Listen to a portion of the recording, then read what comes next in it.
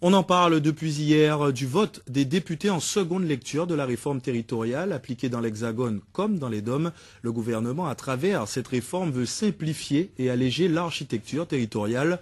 Face à l'empilement des structures, il propose de regrouper les collectivités autour d'un pôle département-région et une seule assemblée des élus pour gérer ces deux collectivités. Éric Rayapa. Hier, les députés ont rétabli le scrutin uninominal majoritaire à 2 tours pour l'élection du futur conseiller territorial. Ce dernier est appelé à remplacer le conseiller général et régional. Il siégera en 2014 à la région et au département.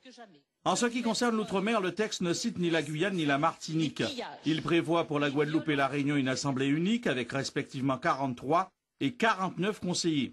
Ce vote met à mal la consultation populaire engagée chez nous pour parvenir à un projet de société, la réunion du congrès des élus départementaux et régionaux et une consultation populaire.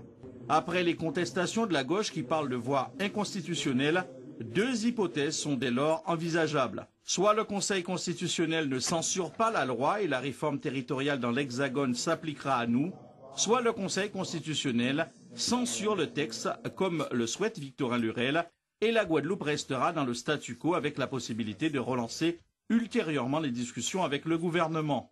Mais d'ores et déjà, les responsables socialistes ont annoncé qu'ils reviendront sur la réforme territoriale en cas de victoire de la gauche en 2012. Et pris de court, le député et président du conseil régional Victorin Lurel a fait part de son indignation face à ce revirement du gouvernement. Selon lui, cette réforme est un mauvais texte. Par ailleurs, les socialistes ont saisi le conseil constitutionnel. Et en attendant la réponse des sages, le président de région propose de suspendre les travaux et débats. On va écouter les réactions de Jacques Gillot, le président du conseil général, et de Jacques Bangou, le maire de la ville de Pointe-à-Pitre. Des réactions, vous verrez, quelque peu nuancées. Elles ont été recueillies par Ludivine Guiollet et Bruno Pensio-Villon. Ce n'est pas normal que nous avions négocié avec le président de la République pour nous donner 18 mois pour mettre en place un projet de société et qu'aujourd'hui nous voyons qu'en fait nous sommes intégrés dans le droit commun par le vote à l'Assemblée nationale. Nous ne pouvons pas accepter cela. Il est question que, justement, après un certain nombre de débats, et nous devons rencontrer le comité de projet guadeloupéen du projet au mois de novembre, tout début novembre, aller rencontrer, bien sûr, avant même que nous puissions prendre la résolution au niveau du Congrès, aller rencontrer M. Sarkozy pour lui dire de respecter sa parole. Nous sommes prêts aujourd'hui à présenter un projet et c'est à ce moment-là que nous allons pouvoir continuer le travail. L'essentiel aujourd'hui, c'est que la population continue à dire qu'est-ce qu'elle veut. Donc il faut attendre, il faut nous sortir du droit commun, surtout ce vote, je dirais ce vote scélérat qui a eu lieu hier au niveau de l'Assemblée nationale. Ça doit nous laisser vigilants parce que une fraction de la majorité gouvernementale, une partie de la droite, pourrait s'appuyer dessus pour nous laisser dans le statu quo ou pour nous entraîner dans une réforme baladure qui a été voulu et conçu pour les territoires métropolitains français de la France métropolitaine et qui, appliqué à nos territoires de région monodépartementale, nous donnerait un statut et un mode de gouvernance encore plus stupide et en tout cas plus contraignant que celui que nous avons actuellement. Donc nous devons être vigilants, mais au contraire, je le dis comme je le pense, il faut au contraire profiter de ce coup de semonce pour dire nous devons faire avancer plus avant avec encore plus d'efficacité le processus de consultation populaire, le processus de proposition par les partis.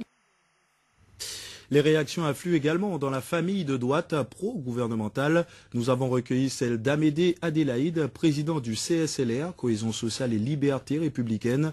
Amédée Adélaïde qui dit ne pas être surpris par cette réforme. On l'écoute. Il n'y a de quoi ni d'être étonné ni d'être indigné, puisque c'est la suite logique de tout le débat qui a eu lieu, je dirais, jusqu'aux vacances de juillet. C'est la reprise, après un vote au Sénat. Le Parlement s'est prononcé sur les articles, mais la loi n'est pas complètement votée, elle le sera le 28 septembre. D'ici là, c'est au gouvernement de savoir si la moulure qui est présentée par l'Assemblée nationale lui convient et il la fait voter telle qu'elle, ou s'il met en place une commission mixte avec le Sénat pour trouver un arrangement. Les Guadeloupéens n'ont pas voté pour un maire, pour un conseiller général, pour un conseiller régional et pour leur président, pour leur proposer un changement de statut. Je ne crois pas que ça a été ainsi que nous avons choisi nos élus. Donc il est logique aujourd'hui qu'ils se retrouvent dans une impasse parce qu'ils ont choisi une voie qui ne pouvait les amener qu'à l'impasse. Voilà, Eddy Nedeljkowski, journaliste à Télé Guadeloupe, et Fred Dehaye, docteur en droit public, sont avec moi sur le plateau. Messieurs, bonsoir. Bonsoir. Alors, on va commencer par vous, Eddy Nedeljkowski. Depuis hier, on parle beaucoup de cette réforme. En clair et simplement, en quoi consiste-t-elle et que va-t-elle changer? Elle ne change rien. Simplement, le département et la région sont maintenus et les deux seront gérés par des conseillers territoriaux qui seront élus au suffrage personnel, qui se réuniront le matin en tant que conseillers généraux pour gérer le département et l'après-midi en tant que conseillers régionaux pour gérer la région.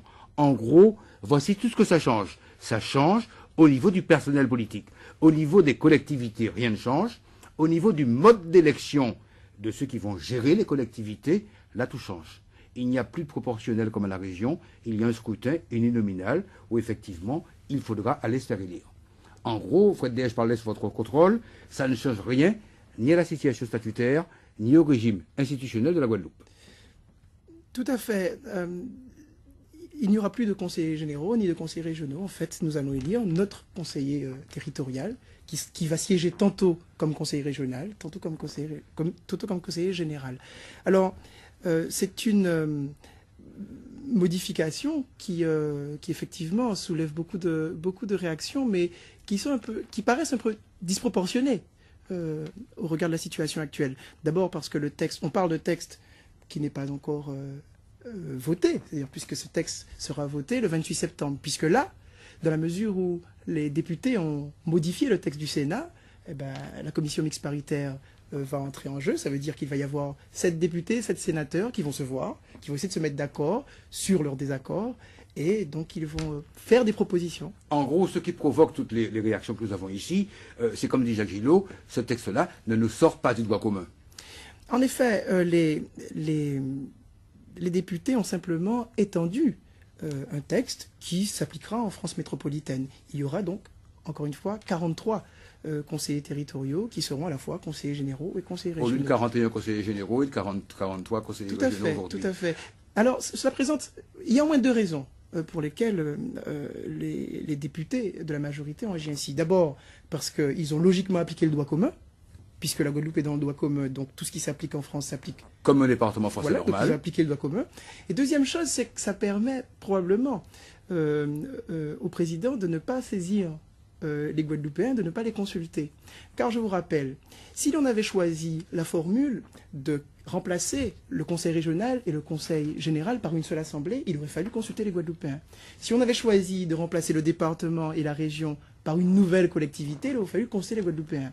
Dans ce cas-là, on conserve nos départements et régions, et simplement, il y a 43 conseillers territoriaux, tantôt conseillers régionaux, tantôt conseillers généraux. Et en fait, Fred Dehaye, il est impropre de parler d'assemblée unique, puisque les 43 conseillers territoriaux siégeront en tant que gestionnaire du département le matin et en tant que gestionnaire de la région l'après-midi.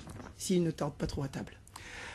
Autre question, référendum pas nécessaire dans ce cas-là? Dans ce cas-là, en principe, le référendum n'est pas nécessaire, sauf si on estime que le législateur a créé de fait une assemblée unique, et c'est pourquoi les députés et sénateurs de la gauche ont déjà prévu de saisir le Conseil constitutionnel. Mais je dis bien prévu parce qu'ils ne pourront faire qu'après le 28. Tout à fait, qu'après l'adoption de la loi. Et ils étaient absents hier, puisqu'ils vont écouter la séance. Toute la semaine, ils étaient absents de l'Assemblée nationale, notamment. Autre question.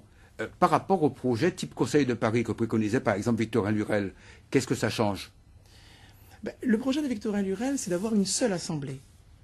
Une seule assemblée, ainsi que le prévoit la Constitution. Ça n'est pas tout à fait ce que nous avons. Ici, nous avons la conservation des 2 collectivités, des 2 assemblées, mais simplement un conseil territorial qui est tantôt conseil régional, tantôt conseil général. Et le projet Conseil de Paris, c'était aussi un scrutin de liste où on pouvait faire élire des conseillers Japlod.